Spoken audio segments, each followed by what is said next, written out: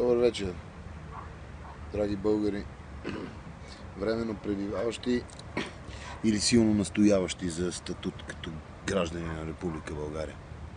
Намирам се в небезизвестния Culture Beat Club, един от историческите места в София,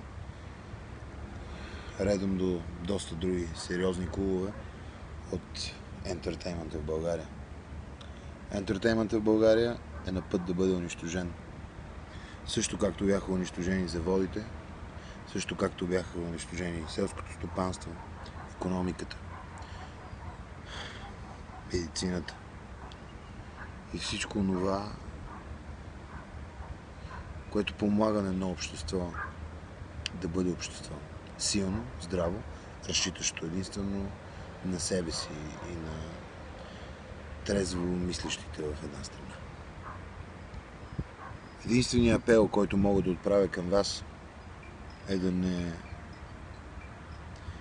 настоявате, да не мърморите, да не се обяснявате за странното или ужасното, може би, след време положение на майка България. Защото сте си седяли вкъщи, на дивана, дори не сте отишли си пуснете гласа. За кой си пуснете гласа? Пуснете си гласа и вътре напишете вашето име, че гласувате за вас, че вие сте алтернативата на бъдещето на една страна, или замълчете за винаги.